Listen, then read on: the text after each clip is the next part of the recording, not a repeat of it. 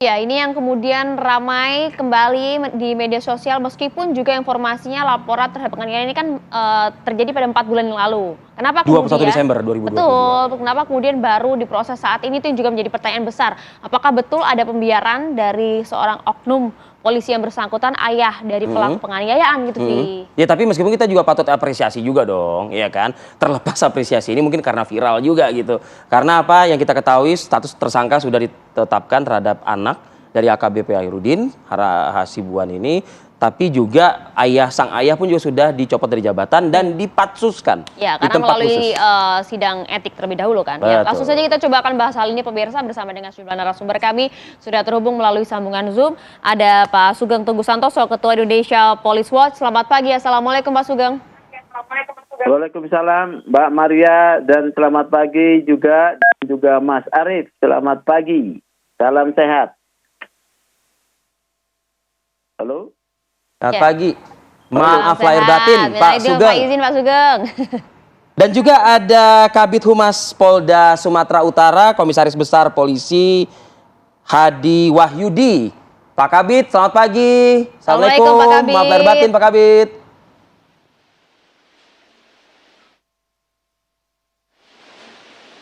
Oh, terputus ya? Ya, baik. Kita coba akan bertanya ke Pak Sugeng terlebih. Pak Sugeng, lagi-lagi Pak Sugeng belum kelar dengan pemberitaan penganiayaan yang sebelumnya. Saat ini kemudian kita melihat lagi begitu Pak Sugeng, ada kasus penganiayaan dari seorang anak oknum pihak kepolisian. Bahkan ada dugaan pembiaran oleh sang ayah di sana.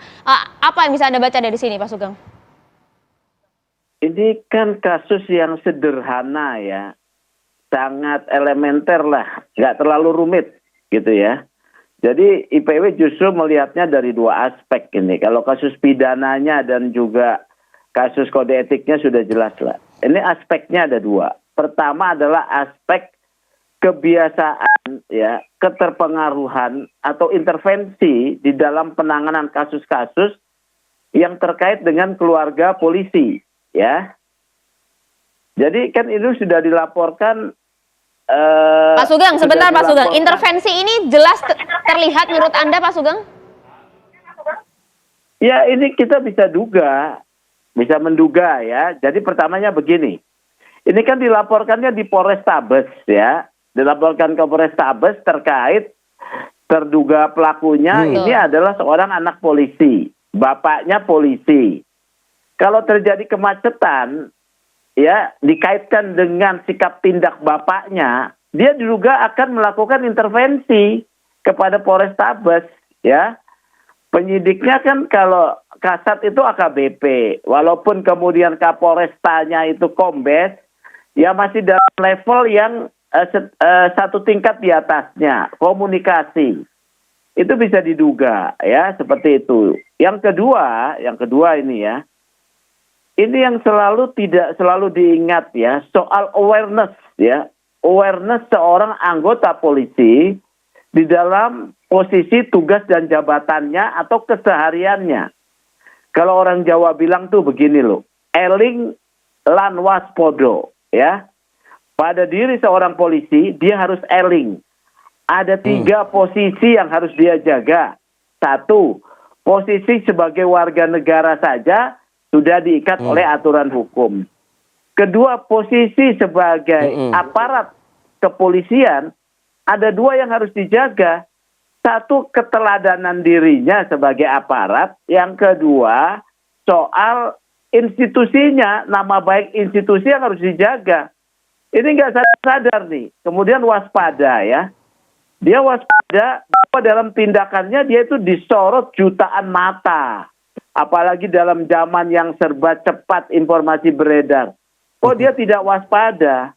Dia harus waspada potensi gangguan terhadap status jabatannya.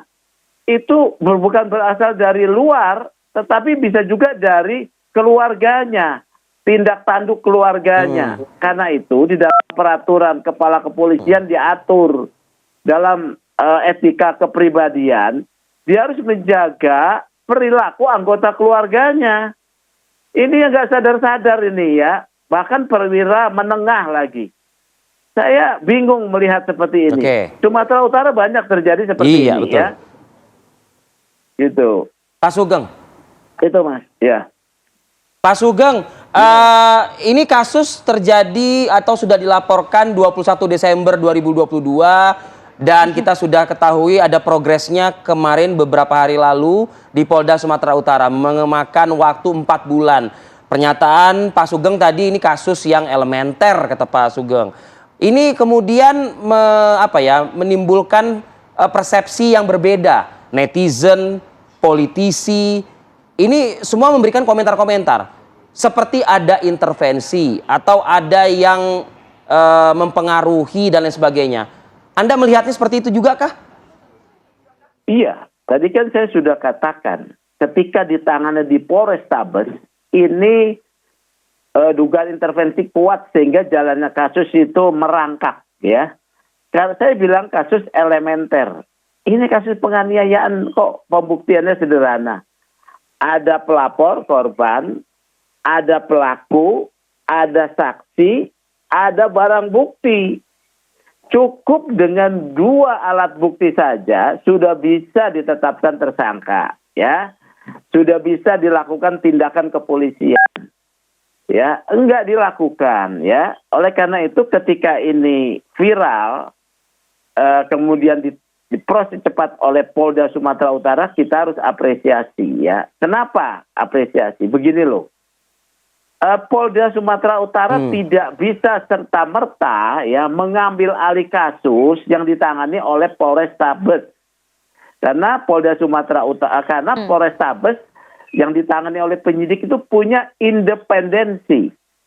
Tidak boleh juga Polda Sumatera Utara akan dinilai intervensi sebelum kasus ini menjadi atensi publik. Ya, ini harus diperhatikan juga, ya. Karena penyidik itu punya kewenangan independen, ya. Nah, karena sudah menjadi problematik di ruang publik, ini menjadi satu alasan boleh melakukan intervensi sebagai salah satu bentuk pengawasan, ya. Pengawasan dan juga respon atas tuntutan publik. Jadi kita IPW memberi apresiasi, ya. Jadi untuk itu. Apalagi kemudian tindakannya cepat, bukan hanya terkait kasus pokoknya, ayahnya juga, AKBP AH juga dipatsus, ya. Itu udah tindakan yang sangat drastis itu, ya. Begitu. Ya. Begitu. Oke. Ya. Oke, Pak Sugeng, nanti coba kita juga minta keterangan lebih jelas klarifikasi dari Kabid Humas Polda Sumatera Utara, Kombes Hadi Wahyudi usai jeda. Pak Kabid, sesaat lagi untuk Anda pemirsa.